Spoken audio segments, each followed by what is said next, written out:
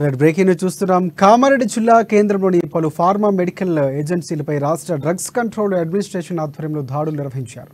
మహిళలకు పీరియడ్స్ సమయంలో రక్తపోటుకు సంబంధించిన రుగ్మతలు తగ్గించాలంటూ కులినార్ స్పాస్ టాబ్లెట్లపై స్పోస్పోడిక్స్ అలాగే డెన్మోరాలియా మందులు కూడా నిబంధనలకు విరుద్ధంగా విక్రయిస్తున్నట్లు అధికారులు గుర్తించారు. మందులపై టాబ్లెట్స్లపై ప్రకటనలు ముద్రించినందుకు డ్రగ్స్ యాక్ట్ ప్రకారం నిషేధిత మందులు కంపెనీలపై కేసు నమోదు చేసినట్లు జిల్లా డ్రగ్స్ అధికారి రాజురెడ్డి తెలిపారు.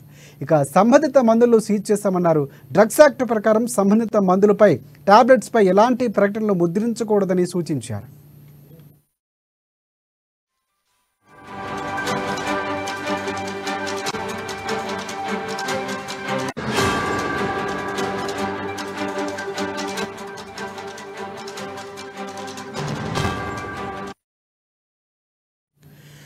రైట్ బ్రేకింగ్ చూస్తున్నాం. కామారెడ్డి జిల్లా కేంద్రంలోని పలు ఫార్మా మెడికల్ ఏజెన్సీలపై రాష్ట్ర డ్రగ్స్ కంట్రోల్ అడ్మినిస్ట్రేషన్ ఆధ్వర్యంలో దాడులు నిర్వహించారు. దీనికి సంబంధించి పూర్తి అప్డేట్స్ అందించేందుకు మా ప్రతినిధి నవీన్ మనకి ఫోన్ లైన్లో సిద్ధంగా ఉన్నారు. నవీన్, చెప్పండి.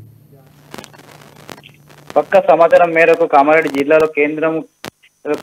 కేంద్రంలోని పలు ఫార్మా మెడికల్స్ పై రాష్ట్ర డ్రగ్స్ కంట్రోల్ రూమ్ ఆధ్వర్యంలో దాడులు నిర్వహించారు. ఈ దాడుల్లో పట్టణ కేంద్రంలో వివేకానంద కాలనీ గల కోనార్కు ఫార్మసీ డిస్ట్రిబ్యూషన్ లో మహిళలకు పీరియడ్ సమయంలో రక్తపోటుకు సంబంధించినటువంటి రుగ్మతలను తగ్గిస్తుందంటూ కొలినాల్ స్పోర్ట్స్ టాబ్లెట్స్ పై అలాగే